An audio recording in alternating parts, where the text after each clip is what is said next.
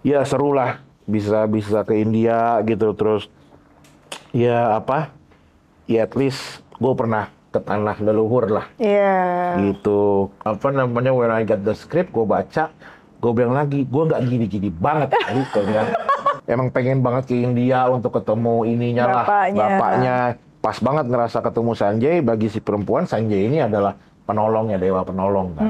All in one package sih, si Melukis Harapan Di langit di India. langit India ini gitu. Lu nggak bakal bisa nemuin film dengan original cerita kayak begini ya. Ya lu jarang nemuin yang kayak gini gitu loh.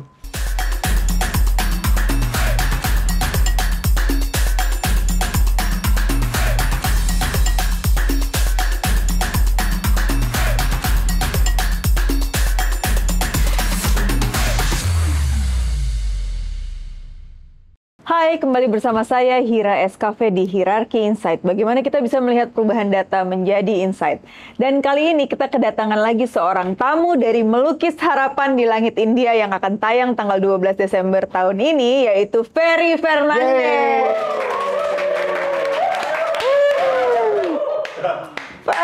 Fer, apa kabar, Fer? Baik, baik. Lu lama banget nggak ketemu, Baik. terakhir kita ketemu kapan ya? Waktu di India? Di India.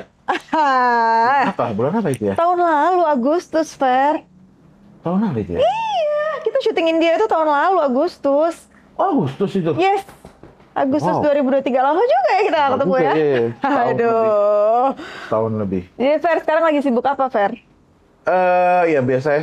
Kerja. Sama lah kayak lu. Bikin film. Sama-sama satu profesi kita. Ini sebenarnya kompetitor bukan? Ya, bukan. Ya, kita Nggak bisa lah ya, kolaborasi nanti. kita daripada berkompet, mendingan kita berkolab ya. Kita Ya collab. kan? Next deh, kita collab. Ya intinya lagi sibuk produce juga, bikin film juga. Terus ya sama kegiatan-kegiatan lainnya, olahraga paling di luar kerja gitu aja sih. Apa hobi lu, Fer? Gue main bola. Bola. Gue punya komunitas mini soccer ya. Mini soccer itu terbesar di Jakarta. Oh ya? Yang namanya Toba Boy. Toba Boy. Toba Boy. Jadi Kenapa Toba Boy? Anak-anak Toba Toba Boy- lagi? Enggak. Itu lucu karena Toba Boy itu terdiri dari Toba dan Boy. Tobanya itu Tobali gue. Karena Tobali. dulu awalnya anak-anak Tobali yang main. Ya. Habis itu karena kurang orang, gue ngajak teman gue yang punya komunitas namanya Bang Boy. Oh, jadi lu Gua gabung. gabung. Gue dari Tobali, dia dari Bang Boy, Toba Toba Boy. Boy. Udah, gitu. Akhirnya growing, banyak artis yang main sama kita, rame lah. Terus ya udah akhirnya besar. Jadi kita tiap tahun bikin turnamen dan itu edan lah, sponsor segala macam masuk. Wow, Dan Toba kita, Boy. yes, rencana end of this year atau awal tahun depan kita mau maksudnya lebih maju dengan mencoba untuk ke TV, menyiarkan mini soccer tapi Mini soccer di TV. Kita Oh, keren. lagi nyiapin decknya gitulah. Iya, iya, iya. Gitu. Lu kan sekarang terkenal sebagai produser nih ya, Fer ya. Boleh cerita nggak sih asal muasal lu masuk sampai ke dunia industri ini? Dari awalnya, dari zaman Aneka dulu, cuy. Gue tahun 2000, ya 2000 lah, 99 atau 2000, habis kuliah, nyokap gue sih awalnya. Iseng ngirimin foto gue ke majalah, Aneka. Aneka. Emang tahun 2000 masih ada Aneka?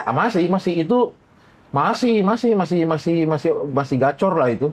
Masih. Masa Setelah itu beberapa tahun kemudian selesai. Iya, iya, iya, iya. Waktu itu masih. Jadi gue di 2001 ya sama Raffi. Bareng Raffi Ahmad. Sama Raffi Ahmad. Gue satu angkatan sama Raffi Ahmad. Di Aneka tuh, Aneka Boy tuh. Iya, Aneka, yes, cover boy. Yes, cover boy. Cover boy, jadi itulah the story begin dari situ. Dari situ, nyokap terus gue yang masukin. dari situ Dari situ masuklah. masuk model, ya jadi model, biasalah, catwalk gitu-gitulah. Habis itu sinetron. Masuk Banyak ke- tuh sinetron waktu itu. Udah berapa banyak sinetron, Fer? Waktu itu? banyak sih, gue nggak ngitungin ya, tapi banyak banget. Gue masuk ke sebuah PH yang bikin sinetron itu banyak gitu loh, dan mereka di PH itu juga bikin sinetron kolosal. Tapi gue nggak masuk di kolosalnya karena si produsernya bilang Yang kolosalnya muka-muka lokal, lu ada Indianya, ngapain lu jadi apa, bingung gitu kan.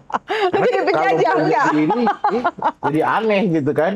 Jadi dia, si produser ini bikin banyak, banyak sinetron, banyak judul yang di luar kolosal, jadi gue dimasukin di situ. Lu masuknya di yang non kolosalnya. Gue dikontrak beberapa tahun lah di situ, jadi di situ gue memulai jadi pemain sinetron dengan ratusan episode lah. Selama beberapa tahun di kontrak eksklusif. Udah jadi main, habis itu gue bosan, kayaknya pengen jadi penulis skenario, kayaknya enak banget sih penulis, sesuka dia bikin ini, bikin itu gitu. Skripnya kayak dia ya. Secara lu kalau pemain kan lu harus ngebacain skripnya dia tuh gitu. Karena kan ada ego sendiri ya. Ada ego sendiri. Ini gimana sih penulisnya ngaco, harusnya nggak gini nih, gitu. Ada sok taunya gitu kan. That's why, gimana sih cara bikin skenario? Belilah buku di toko buku. Waktu itu ada tuh, gue inget How to Make Skenario gitu lah. Gue baca, akhirnya begini bikin skenario. Udah mulai praktek. Habis itu gue punya abang gue almarhum, kita kerja sama. Udah kita jadi penulis skenario aja. Iya. Scriptwriter lah. Scriptwriter ya. Habis itu jadi, karena gue waktu itu masih di kontrak di PH yang itu, gue nggak bisa kemana-mana karena gue eksklusif. Kontraknya sangat-sangat eksklusif. Which is gue nggak boleh ngapa-ngapain di luar, gue harus ibaratnya mengabdi lah ke PH itu gitu. Jadi that's why gue suruh abang gue, lu yang jalan dah sebagai penulis. Gue nggak usah, lu aja yang jalan. Tapi lu yang nulis sebenarnya? Iya, gue sama dia. Kita join. Karena pengalaman gue duluan yang nyemplung. Dia nggak ada urusan apa-apa nih abang gue di entertainment sebelumnya. Jadi gue duluan. Habis itu dia jalan, masuklah dia waktu itu ke MD. Dia ke MD, diterima, dites, di challenge sama produser di sana. Oke, lu bikin satu judul. Waktu itu tahun 2006. Gue ingat banget, lagi momen Piala Dunia. 2006 itu, lagi momen Piala Dunia, dia di-challenge sama produser di MD waktu itu. Lu bikin skrip tuh layar lebar apa sinetron? Sinetron juga? Oke. TV dulu waktu itu. Di-challenge, lu bikin FTV deh. Di-challenge sama produsernya. Lu pulang, lu renungin, lu bikin apa? Kasih gue sinopsis, kata dia.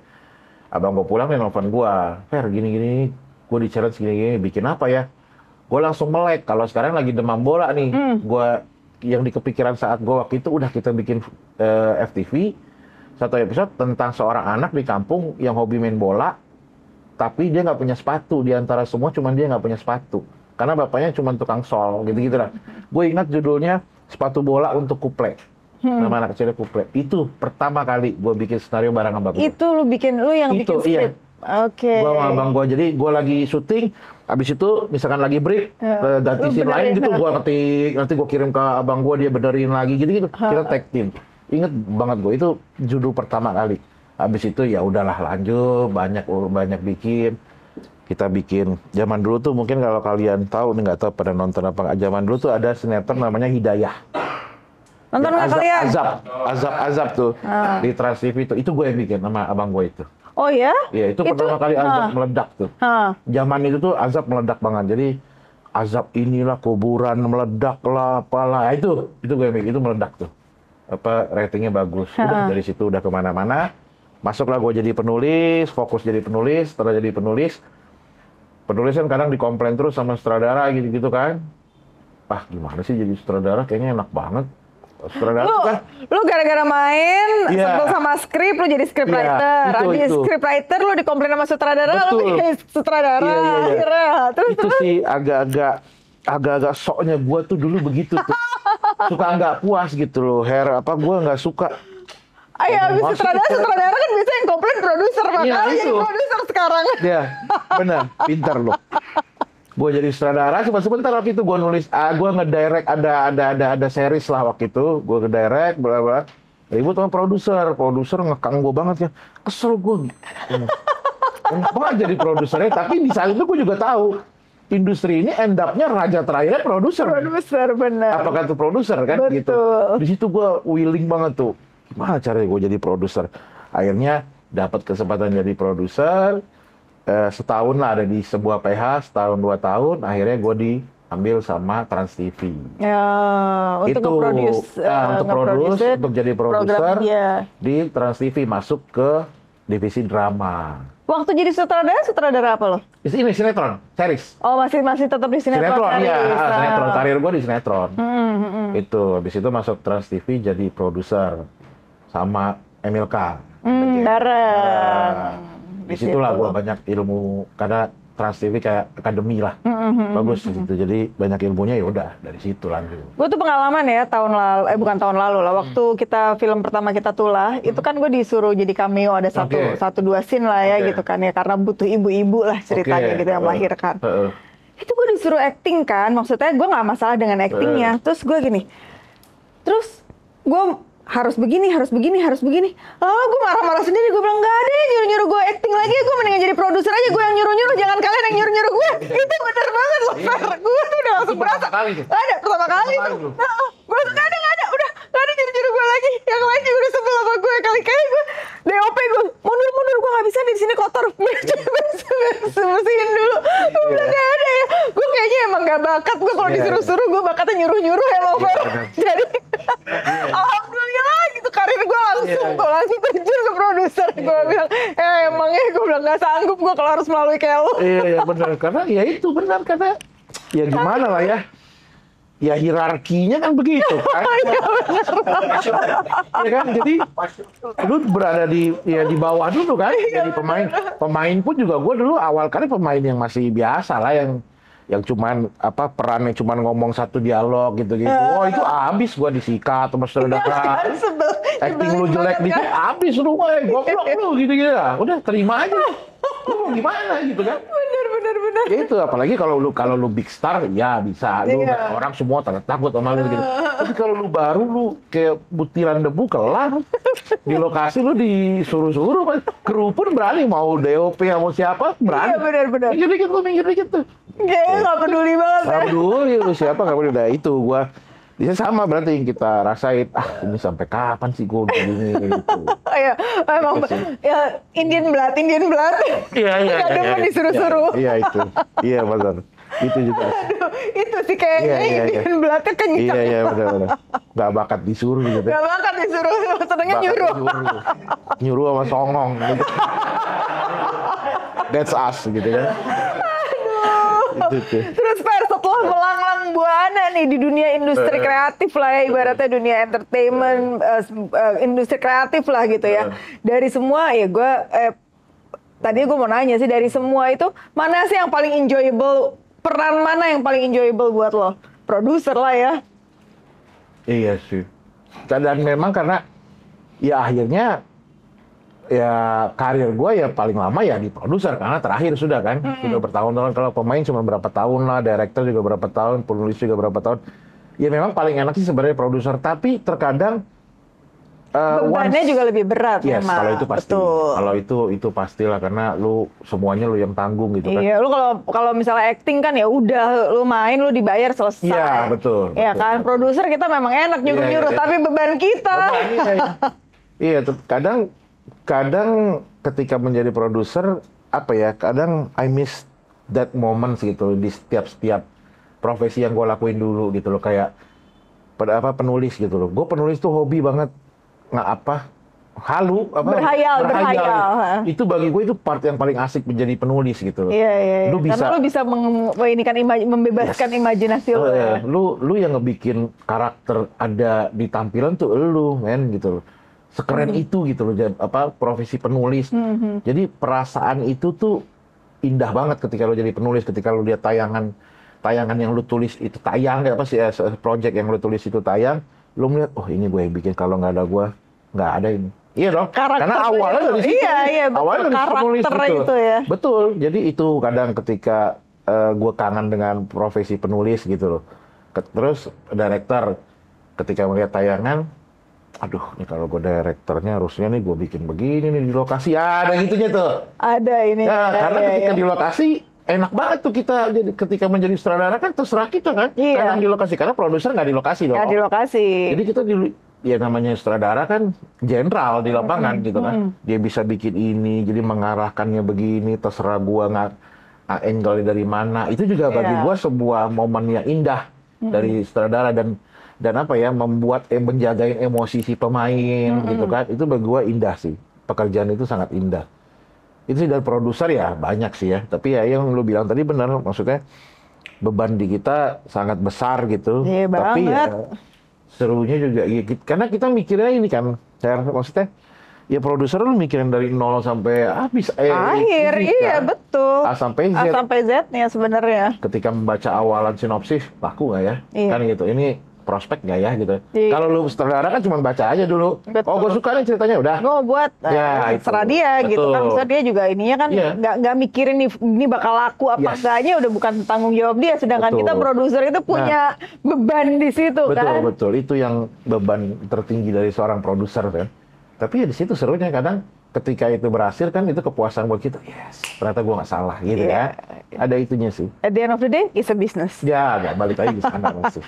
Tapi Fer, lu setelah menjadi produser bertahun-tahun, terus lu ke tahun lalu ditarik lagi disuruh main film lagi, Fer. Ya, Nah, kita itu. cerita sekarang tentang Melukis Harapan di Langit India. Ada Ferry Fernandes di dalamnya. Gimana Fer ceritanya, Fer? Oke. Ini film memang agak gila sih ya. Mungkin satu-satunya di Indonesia yang timelapse-nya panjang banget. Ini kan fun fact ya. Betul, fun fact banget. Jadi pertama kali ini syuting ini 7 tahun yang berapa lalu, itu? 7 tahun yang lalu. 7 tahun ada. yang lalu. Betul. Kita ini total produksi itu sekitar 7. Kita kan selesai produksi tahun lalu ya. Ya. Total itu sekitar 7 tahunan. Itu edan. Kayaknya ini doang kali film yang ini. Yang selama ini gitu. So, awalnya itu ya gue masih jadi karyawan Trans TV Yes, saat itu. ditarik Emilka lo ya? Ya, waktu itu gue jadi produser Trans TV, gue pegang drama lah gitu kan. Anak buahnya Emilka itu. Terus ya one day dia manggil, gue dekat sama dia. Gue close banget sama bos Emil lah dulu. Dia duda, gue bujak. Oh, jadi Yang lain udah main pada bareng punya tuh. keluarga. Jadi that's why gue nempel sama dia. bareng. Gue nempel sama dia dan gue cocok sama dia dulu. Dia juga cocok sama gue. Jadi kemana-mana kita bareng. Tinggal di satu tower yang sama. Waktu itu. Jadi udah gue terus lah sama dia tuh. Si bos tuh. One day dia bilang, gue mau bikin film. Mau bikin film, lu bantuin gue. Tapi lu main. Gue bilang, enggak lah, gue udah malas main. Nggak mau gue main. Udah lu bantuin gue, karena ini pernah cocok banget sama lu. Apa kata dia? Namanya Sanjay, kata dia. Iya. Wah, gue bilang. Dia cari orang India dia. Gue bilang, apaan sih gue bilang. Dia ceritain, pokoknya ini pas banget jadi lu tuh produser India asli, tapi udah bisa ngomong Indonesia kok. India asli dan bangsat. Cocok sama muka lo. Iya, pas banget sama lu. Gue bilang gila lu. Terus dia bilang, udah lu bantu gue ini. Lu sebentar kok, sebentar. Ya udah, akhirnya gue bantuin dia. Gue ingat syutingnya tuh kalau nggak salah di Sentul deh waktu itu tuh. Sempet tuh awal tuh sempet di Sentul. Udah terus ditanya, main sama siapa? Ini ya si Ceces, gue udah kenal juga sama dia gitu. Terus si Fajri gitu-gitu. Ya udahlah, bantu aja gitu loh. Udah, sesimpel itu aja karena ya udahlah, si bos juga kan perintah. Perintah ya laksanakan gitu kan. Sampai akhirnya udah syuting. Terus udah sebulan, 2 bulan berlalu terus-terusan. Kok nggak ada kabarnya lagi nih, nggak ada tayang-tayangnya. Gue tanya, gimana sih bos? Belum.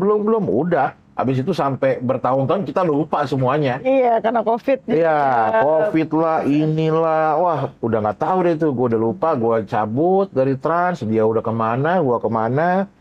Gue ke PH ini, ke Tobali. Terus Emilka udah di sana. One day dia telepon lagi, sambil ketawa-tawa. Dia bilang, Pasti lu lupa. Iya. Lu juga udah lupa kan Dia pasti bilang, kan? ya, lu masih inget nggak film yang dulu, Ferry? Gue bilang, yang mana? Udah 7 tahun kan? Iya. Dulu kata dia, kita syuting sama Cece Sanjay. Ingat gue, astaga, gue bilang film itu. Gue bilang, kenapa? Mau tayang? Ya kita mau lanjut syuting. Kan belum beres. Iya, India- gua kira udah beres. Iya kan Indianya belum Nah tuh. itu di bayangan gue udah beres waktu itu.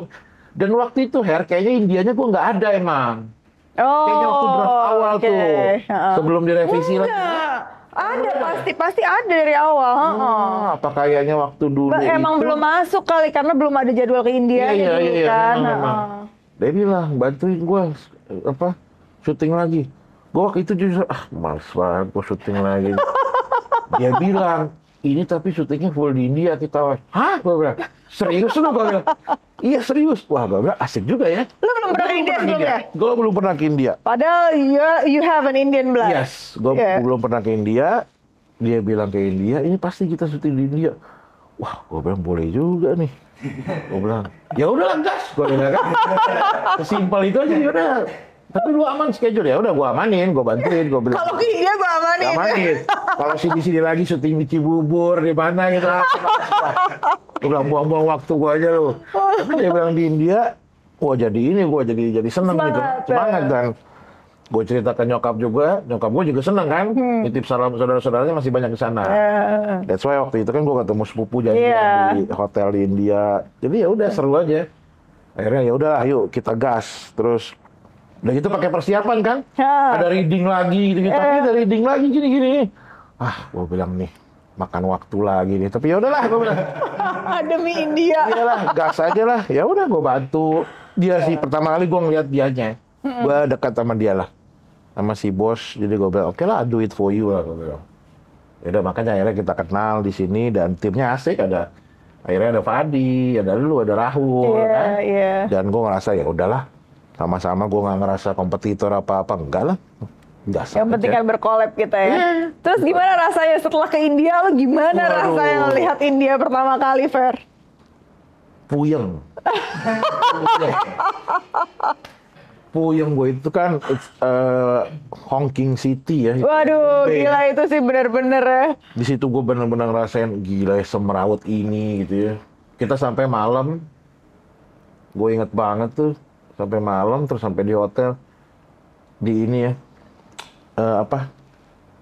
di jalanan depan hotel nih ya. Ini gue deskripsikan ke lu gitu. Gue describe ke lu. Jadi ini gue nih. Di depan hotel nih, mau nyebrang nih ke sana nih. Ini hotel nih ya.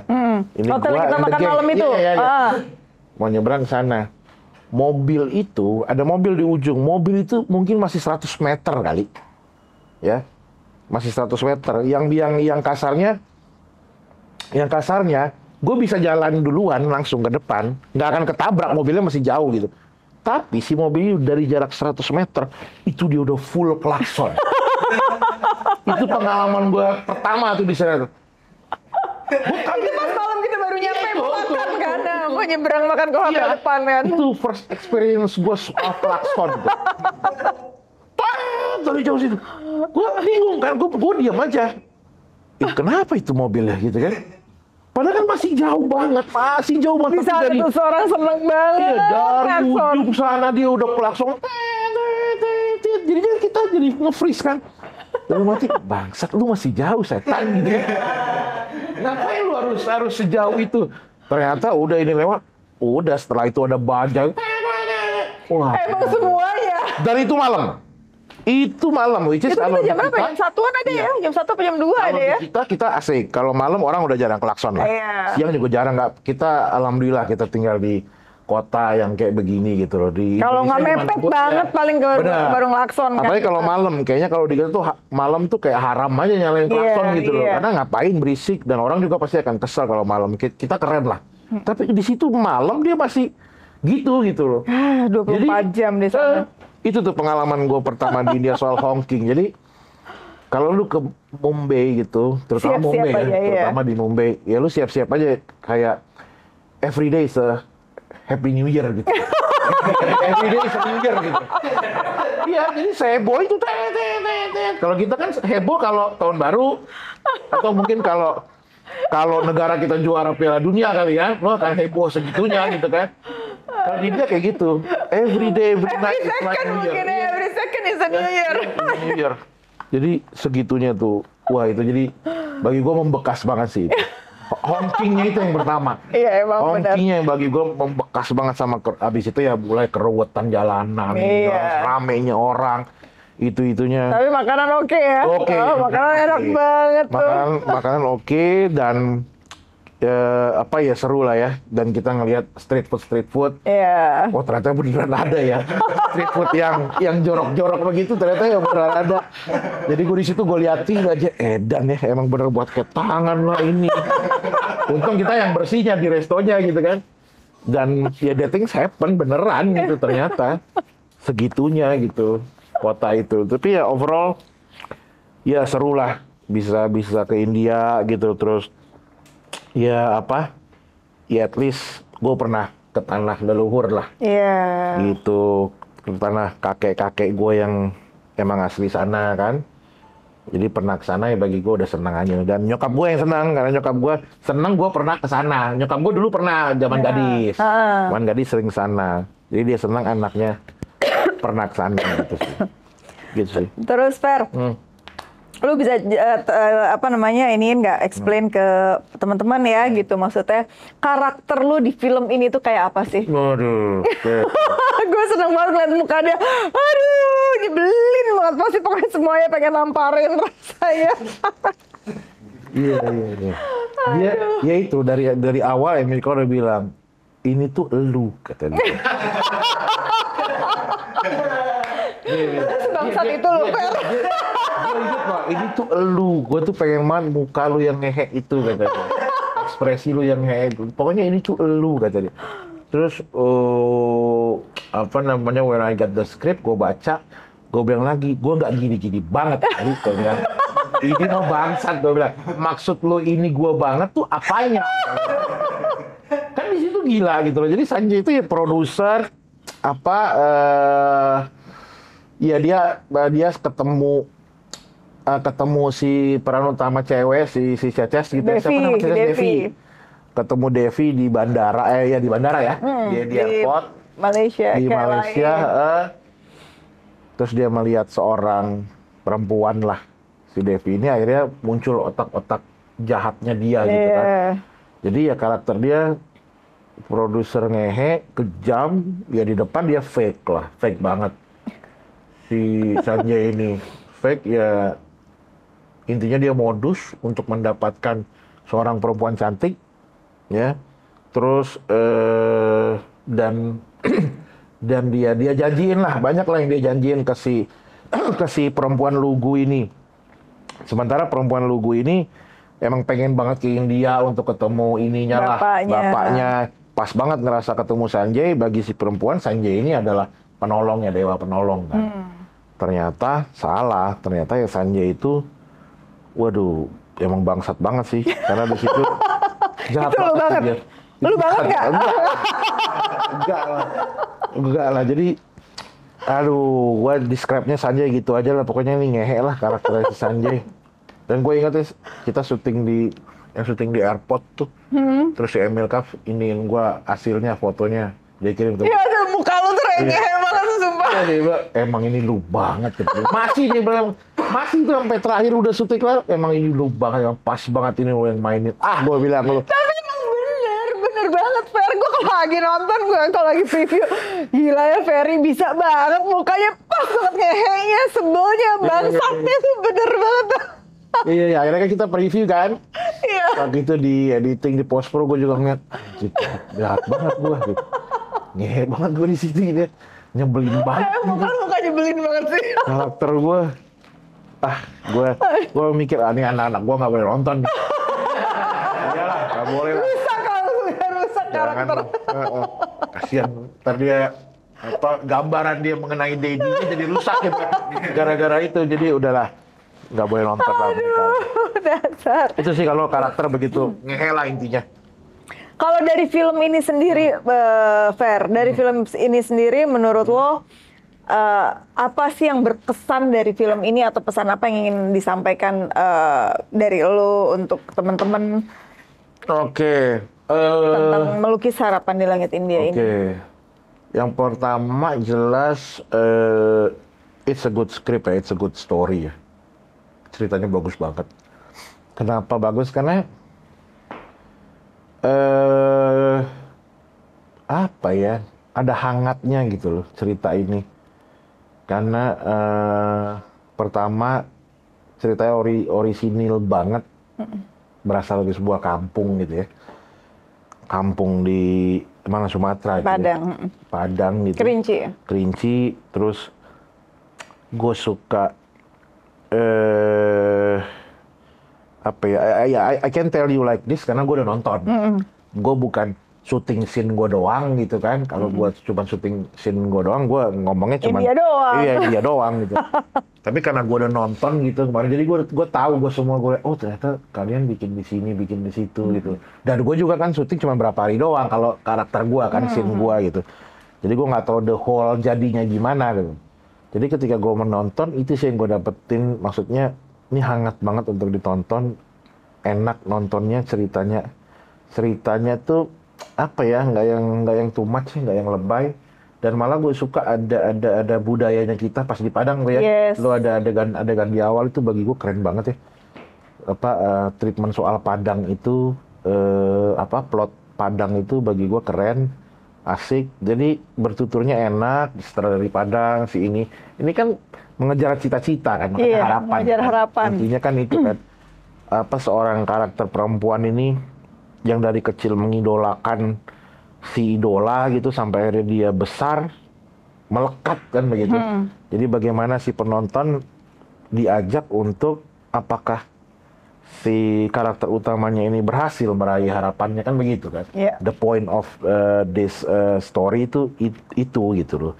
Jadi ketika gue nonton ini asik, ini keren, dan pemainnya keren-keren semua sih. Alhamdulillah. Pemainnya wah cadas lah. Dari awal ada si Atika ya. Atika, Rifnu. Iya, Teguh Rifkana. Rifnu Wikana. Ada si Mario. Kaumo.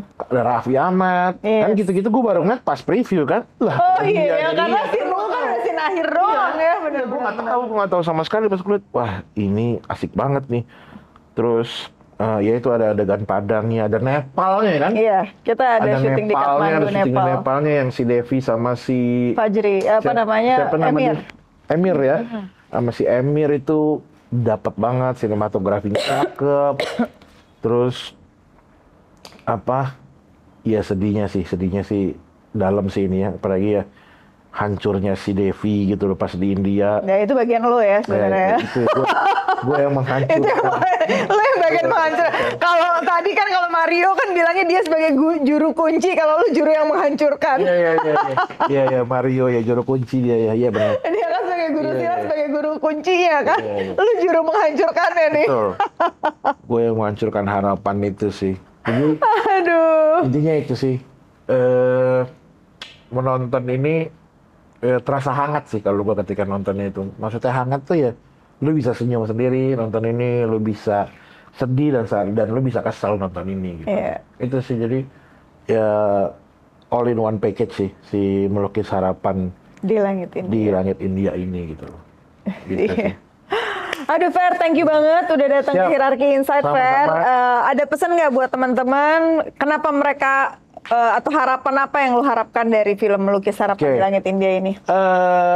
Mungkin gini ya, kalau bicara soal ya film ini dan kenapa lu harus tonton, mungkin ya lu jarang nemuin yang kayak gini gitu loh. Yes. Maksudnya Ini bukan film horor ya guys, Iya, ini iya. film drama. Ini drama. Drama musikal. drama ya itu juga ya ada narinya Ada gitu. musikalnya. Ada musikalnya, ada funnya. Jadi kenapa gue bilang tadi lu jarang nemuin ini di sekarang gitu, di saat ini, karena yang banyaknya film kan ya lagi banyak dikuasain horor lah gitu, genrenya. genrenya lagi horor gitu. Jadi menurut gue sayang aja kalau lu ngelewatin ini gitu loh. Jadi percaya kalau lu nonton, lu happy aja pasti setelah ini, jadi happy, jadi kayak lucu ya filmnya, kok bisa sih bikin kayak begitu ceritanya gitu loh. Karena beyond banget ini ceritanya, kok endingnya malah ya itu si idolanya ini, ya itulah gue nggak mau spoiler dulu. Jadi lu bisa menjadi saksi mata gimana si peran utama ini bisa meraih harapannya, Mengejar ketemu harapan. dengan idolanya apa enggak, ya lu bisa jadi saksinya di bioskop nanti gitu loh. So intinya lu nggak bakal bisa nemuin film dengan original cerita kayak begini ya di sekarang ini. Sayang kalau lu lewatin. Jadi intinya nonton aja gitu loh. Siap. Thank you banget Fer. Thank you for Sama-sama, coming. Era. Teman-teman jangan lupa menonton Melukis Harapan di Langit India yang akan tayang di tanggal 12 Desember 2024. Memberi warna lain kepada perfilman Indonesia yang sekarang lagi dipenuhi dengan horor. Bolehlah sekali-sekali kita ganti suasana dengan film drama musikal. Jangan lupa nonton tanggal 12 Desember 2024. Sampai bertemu di Hierarchy Insight selanjutnya.